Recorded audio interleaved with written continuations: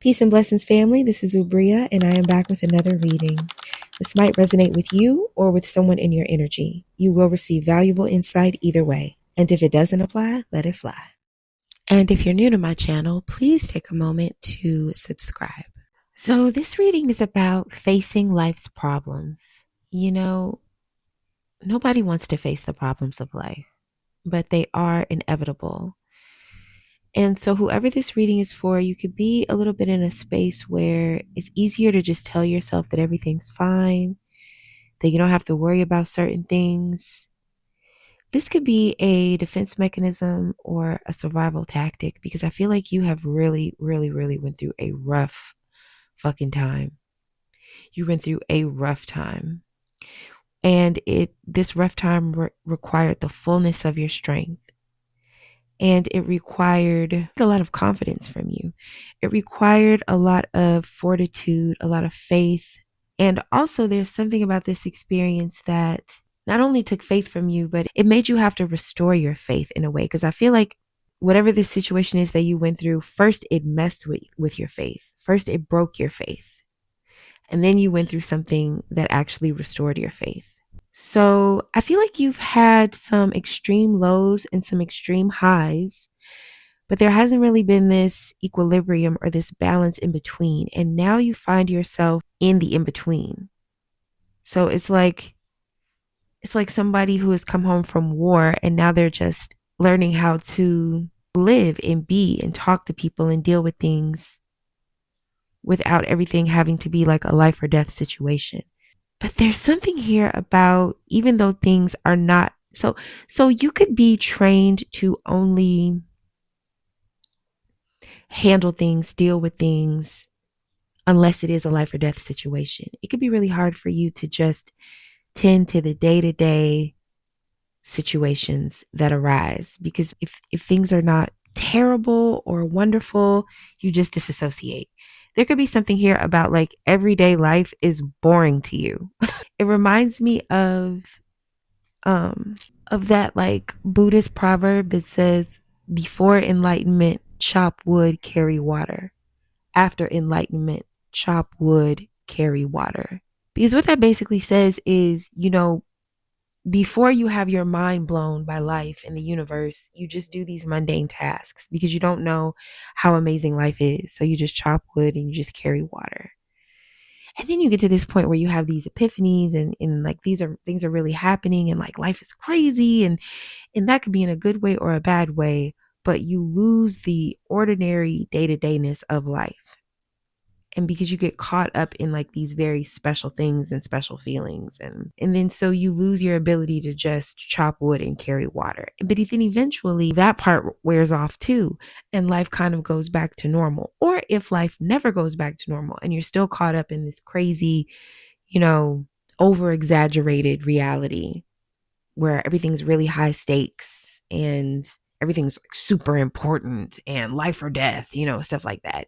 Even in those instances, you still got to chop wood. You still got to carry water. You still got to brush your teeth, wash your ass, do your hair, change your drawers, buy milk, buy eggs.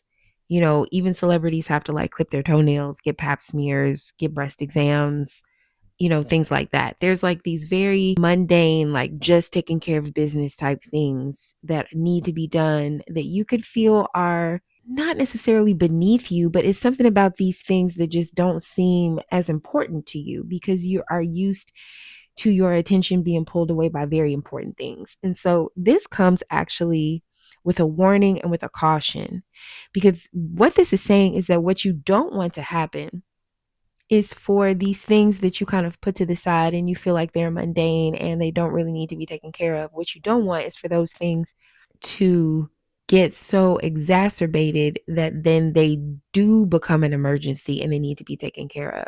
So this reading is just gently telling you, do not allow things to become emergencies before you take care of them. There is some sort of like daily maintenance or life maintenance that is required. There is a balance that is required.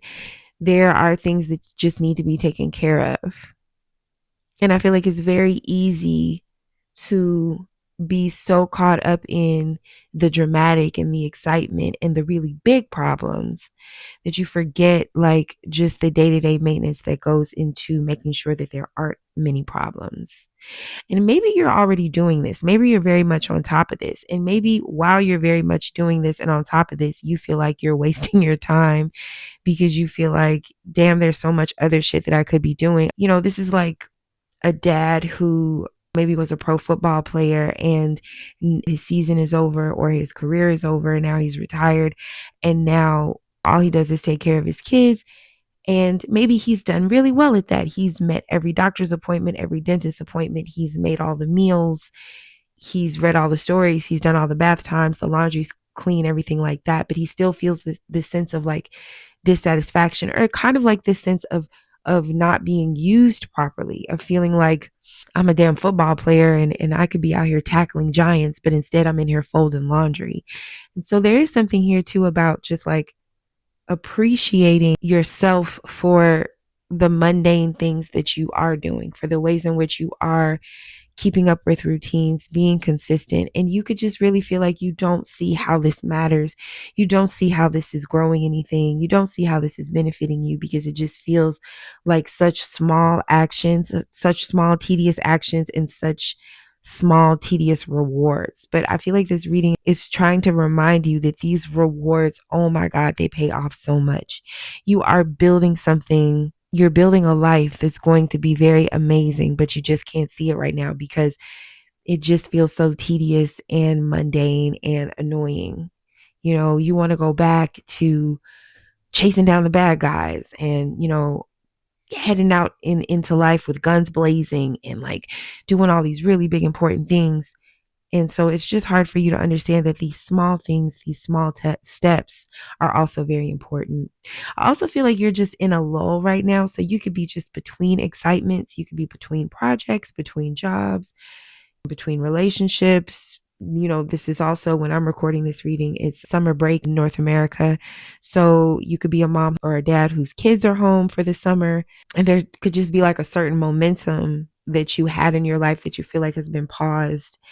And so I just want to caution you not to wait for the next big thing in order to step into action, but to just really reap the rewards of small actions, small behaviors, small consistent actions and behaviors that can really add up and bless you over time. And I see that there will be a time that comes, you know, in the near future where you're going to be just really grateful that you stayed consistent, that you didn't give up.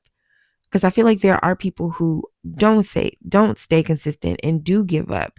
And I don't know, I just see that like as time progresses, it's going to be really obvious the difference between those two groups of people. Those who do maintain consistent habits, even though they don't have like these big, huge rewards, and people who don't maintain these consistent habits because they're not exciting enough. I'm seeing that the older you get, the more you live your life, you're seeing that there's people who address their problems, who handle their responsibilities, who do what they have to do, even though it's not dramatic and exciting, and people who don't.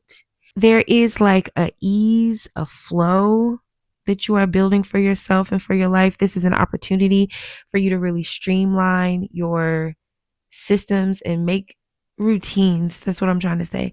This is a really great time for you to make routines for yourself, to just deal with things as they come up so that it doesn't become a huge thing that's hard to deal with.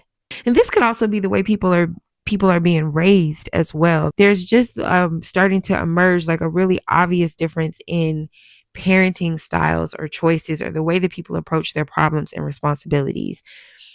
And I just cannot stress enough that you definitely want to be in a group that addresses their responsibilities immediately, even though it doesn't feel exciting. I just feel like you could be kind of like sad or a little disappointed that there's no more time to just get down in the dirt, or I just sense like there's like a sense of playfulness that you've maybe been really enjoying, and that has come to an end. It's time to do some more serious stuff now. But I promise you, whatever serious things that you have to do, they definitely are going to benefit you in the long run.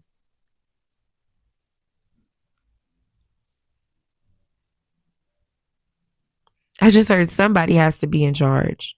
Okay? Somebody has to be in charge. All right, I'm going to leave it there. If you've watched this far, please go ahead and give this video a thumbs up, and I will see you next time. Peace.